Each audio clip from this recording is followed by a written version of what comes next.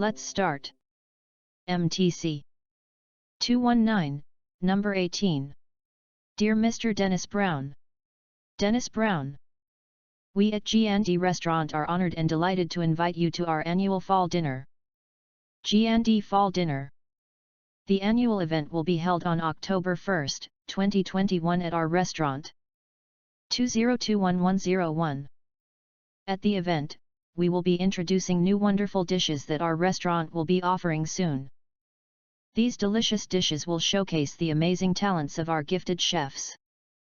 Also, our chefs will be providing cooking tips, ideas on what to buy for your kitchen, and special recipes. We at G&D Restaurant would be more than grateful if you can make it to this special occasion and be part of our celebration. G&D. We look forward to seeing you. Thank you so much. Regards. Marcus Lee, owner G&D Restaurant. G&D, Marcus Lee. MTC. Good job. Let's start. MTC 219, number 19. In the middle of the night, Matt suddenly awakened. Matt. He glanced at his clock. It was 3:23. 3:23. For just an instant he wondered what had wakened him. Then he remembered. He had heard someone come into his room. Matt sat up in bed, rubbed his eyes, and looked around the small room. Matt. Mom? He said quietly, hoping he would hear his mother's voice assuring him that everything was all right. But there was no answer. Matt tried to tell himself that he was just hearing things. Matt. But he knew he wasn't. There was someone in his room. He could hear rhythmic, scratchy breathing and it wasn't his own. He lay awake for the rest of the night. MTC. Good job.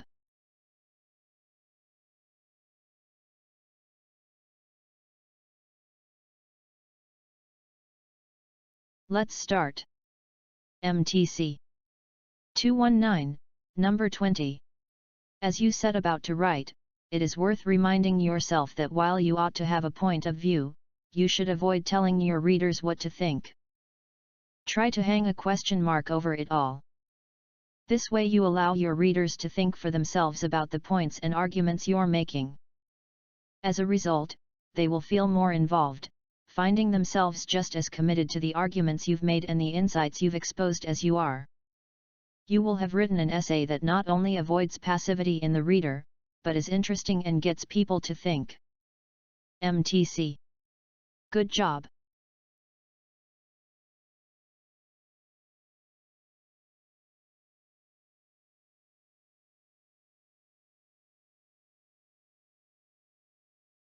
Let's start. MTC 219, number 21. Nothing is trash by nature. Anthropologist Mary Douglas brings back and analyzes the common saying that dirt is matter out of place. Mary Douglas. Dirt is relative, she emphasizes. Shoes are not dirty in themselves, but it is dirty to place them on the dining table. Food is not dirty in itself, but it is dirty to leave pots and pans in the bedroom, or food all over clothing. Similarly, bathroom items in the living room, clothing lying on chairs, outdoor things placed indoors, upstairs things downstairs, and so on. Sorting the dirty from the clean, removing the shoes from the table, putting the dirty clothing in the washing machine involves systematic ordering and classifying. Eliminating dirt is thus a positive process. MTC. Good job.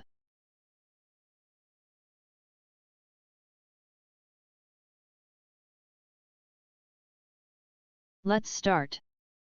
MTC 219, number 22. It's important that you think independently and fight for what you believe in, but there comes a time when it's wiser to stop fighting for your view and move on to accepting what a trustworthy group of people think is best. This can be extremely difficult. But it's smarter, and ultimately better for you to be open-minded and have faith that the conclusions of a trustworthy group of people are better than whatever you think. If you can't understand their view, you're probably just blind to their way of thinking. If you continue doing what you think is best when all the evidence and trustworthy people are against you, you're being dangerously confident. The truth is that while most people can become incredibly open-minded, some can't, even after they have repeatedly encountered lots of pain from betting that they were right when they were not. MTC. Good job.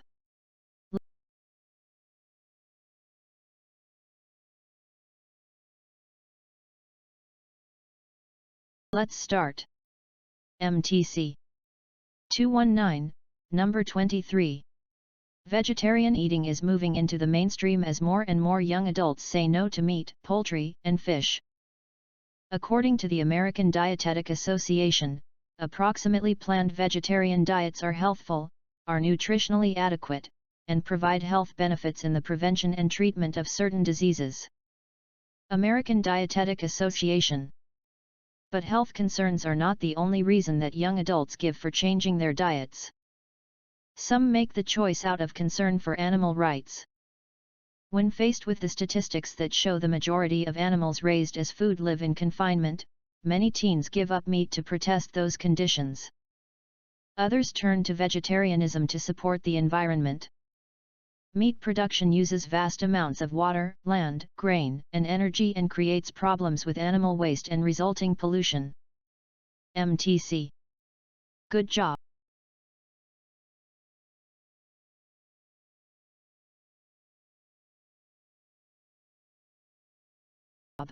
Start. MTC 219, number 24. Diversity, challenge, and conflict help us maintain our imagination. Most people assume that conflict is bad and that being in one's comfort zone is good. That is not exactly true. Of course, we don't want to find ourselves without a job or medical insurance or in a fight with our partner, family, boss, or co-workers. One bad experience can be sufficient to last us a lifetime. But small disagreements with family and friends, trouble with technology or finances, or challenges at work and at home can help us think through our own capabilities. Problems that need solutions force us to use our brains in order to develop creative answers. Navigating landscapes that are varied, that offer trials and occasional conflicts, is more helpful to creativity than hanging out in landscapes that pose no challenge to our senses and our minds. Our 2-million-year history is packed with challenges and conflicts. 2. MTC. Good job.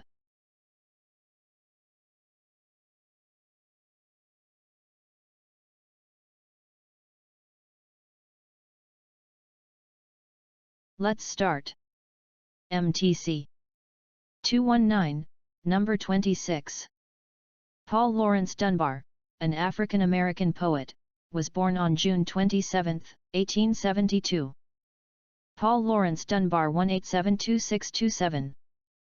By the age of 14, Dunbar had poems published in the Dayton Herald. 1-4 Dunbar Dayton Herald. While in high school he edited his high school newspaper. Despite being a fine student, Dunbar was financially unable to attend college and took a job as an elevator operator. Dunbar.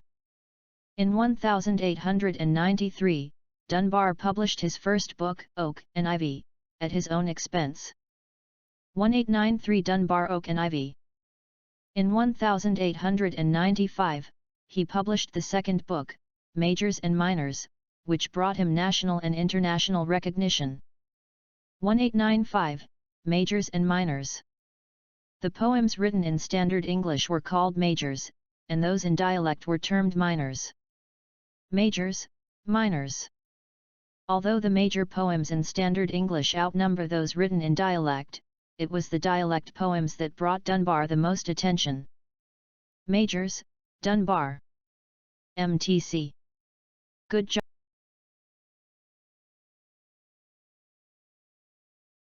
Let's start. MTC 219, number 29. An economic theory of Say's law holds that everything that's made will get sold. Say. The money from anything that's produced is used to buy something else. There can never be a situation in which a firm finds that it can't sell its goods and so has to dismiss workers and close its factories. Therefore, recessions and unemployment are impossible. Picture the level of spending like the level of water in a bath. Say's law applies because people use all their earnings to buy things. Say. But what happens if people don't spend all their money, saving some of it instead? Savings are a leakage of spending from the economy. You're probably imagining the water level now falling, so there's less spending in the economy. That would mean firms producing less and dismissing some of their workers. MTC. Good job.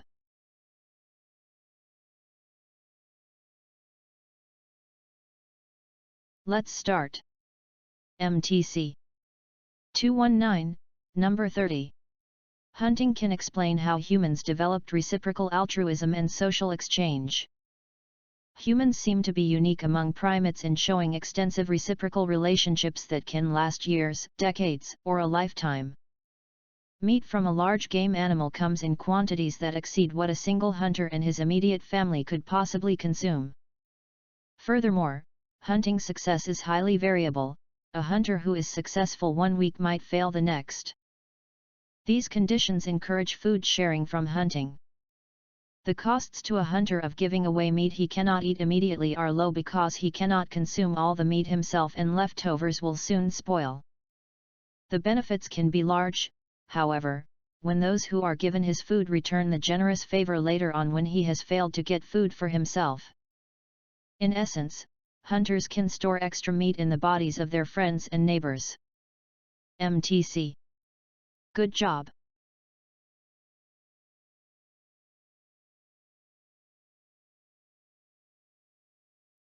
Let's start. MTC 219, number 31. Sometimes it is the simpler product that gives a business a competitive advantage.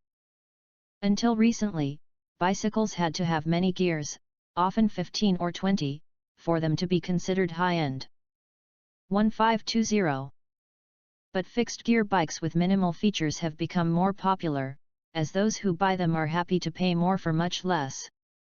The overall profitability of these bikes is much higher than the more complex ones because they do a single thing really well without the cost of added complexity. Companies should be careful of getting into a war over adding more features with their competitors, as this will increase cost and almost certainly reduce profitability because of competitive pressure on price. MTC. Good job. Let's start. MTC 219, number 32. Many evolutionary biologists argue that humans developed language for economic reason. We needed to trade, and we needed to establish trust in order to trade. Language is very handy when you are trying to conduct business with someone. Two early humans could not only agree to trade 3 wooden bowls for 6 bunches of bananas but establish rules as well. 3-6. What wood was used for the bowls? Where did you get the bananas? That business deal would have been nearly impossible using only gestures and confusing noises, and carrying it out according to terms agreed upon creates a bond of trust. Language allows us to be specific, and this is where conversation plays a key role. MTC. Good job.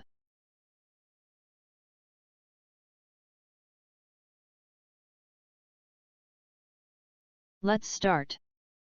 MTC 219, number 33. One big difference between science and stage magic is that while magicians hide their mistakes from the audience, in science you make your mistakes in public. You show them off so that everybody can learn from them. This way, you get the advantage of everybody else's experience, and not just your own idiosyncratic path through the space of mistakes. This, by the way, is another reason why we humans are so much smarter than every other species. It is not that our brains are bigger or more powerful, or even that we have the ability to reflect on our own past errors, but that we share the benefits that our individual brains have earned from their individual histories of trial and error. MTC. Good job.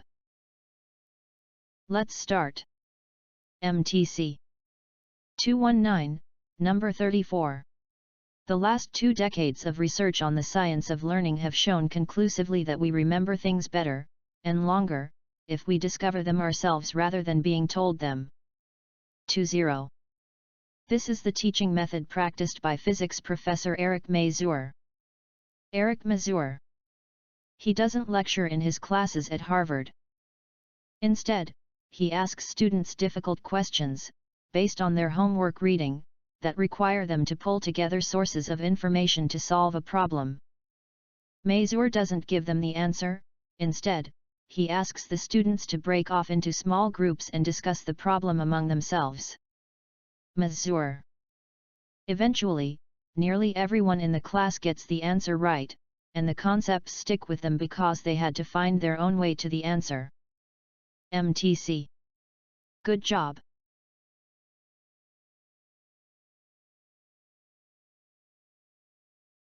Let's start. MTC. 219, number 35.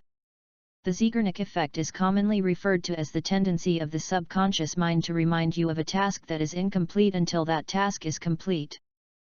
Zeigarnik. Bluma Zeigarnik was a Lithuanian psychologist who wrote in the 1920s about the effects of leaving tasks incomplete. Bluma Zeigarnik 1920. She noticed the effect while watching waiters serve in a restaurant. The waiters would remember an order, however complicated, until the order was complete, but they would later find it difficult to remember the order. Zeigarnik did further studies giving both adults and children puzzles to complete, then interrupting them during some of the tasks. Zeigarnik. The results showed that both adults and children remembered the tasks that hadn't been completed because of the interruptions better than the ones that had been completed. MTC. Good job.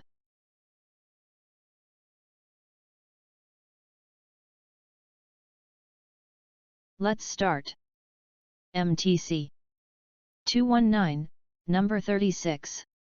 Understanding how to develop respect for and a knowledge of other cultures begins with re-examining the Golden Rule. I treat others in the way I want to be treated. This rule makes sense on some level. If we treat others as well as we want to be treated, we will be treated well in return. This rule works well in a monocultural setting, where everyone is working within the same cultural framework. In a multicultural setting, however, where words, gestures, beliefs, and views may have different meanings, this rule has an unintended result. It can send a message that my culture is better than yours. It can also create a frustrating situation where we believe we are doing what is right, but what we are doing is not being interpreted in the way in which it was meant. This miscommunication can lead to problems. MTC. Good job.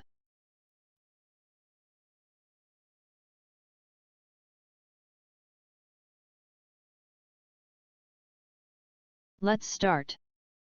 MTC. 219, number 37. In a study, a researcher pretending to be a volunteer surveyed a California neighborhood, asking residents if they would allow a large sign reading "Drive carefully" to be displayed on their front lawns. To help them understand what it would look like, the volunteer showed his participants a picture of the large sign blocking the view of a beautiful house. Naturally, most people refused, but in one particular group, an incredible 76% actually approved. 76. The reason that they agreed was this. 2 weeks earlier, these residents had been asked by another volunteer to make a small commitment to display a tiny sign that read "Be a safe driver" in their windows. 2. Since it was such a small and simple request, nearly all of them agreed. The astonishing result was that the initial small commitment deeply influenced their willingness to accept the much larger request 2 weeks later. 2. MTC. Good job.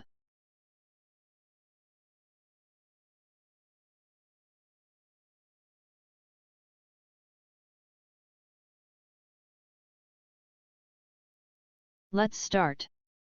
MTC. 219, number 38. Studies have consistently shown caffeine to be effective when used together with a pain reliever to treat headaches. The positive correlation between caffeine intake and staying alert throughout the day has also been well established. As little as 60 mg, the amount typically in 1 cup of tea, can lead to a faster reaction time. 60 mg. However, using caffeine to improve alertness and mental performance doesn't replace getting a good night's sleep. One study from 2018 showed that coffee improved reaction times in those with or without poor sleep, but caffeine seemed to increase errors in the group with little sleep. 2018. Additionally, this study showed that even with caffeine, the group with little sleep did not score as well as those with adequate sleep. It suggests that caffeine does not fully make up for inadequate sleep. MTC. Good job.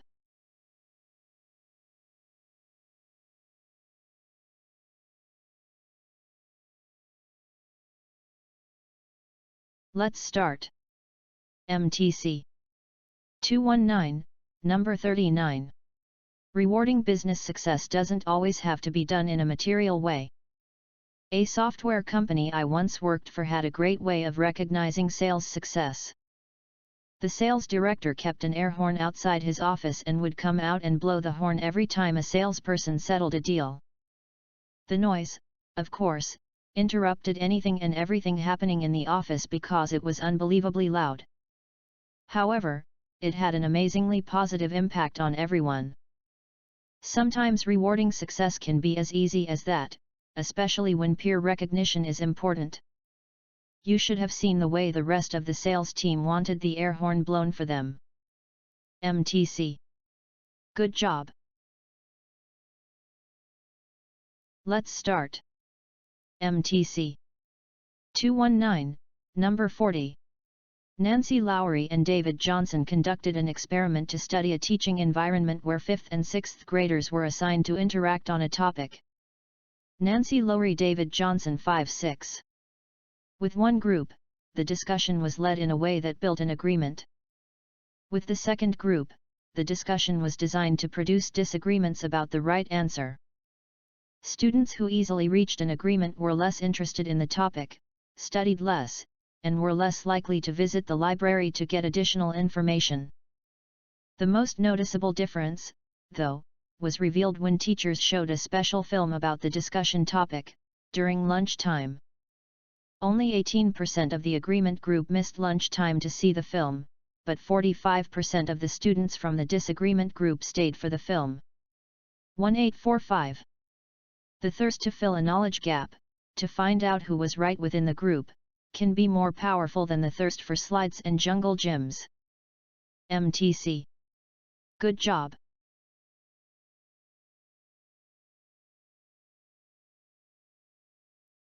Let's start. MTC. 219, number 41. The market's way of telling a firm about its failures is harsh and brief.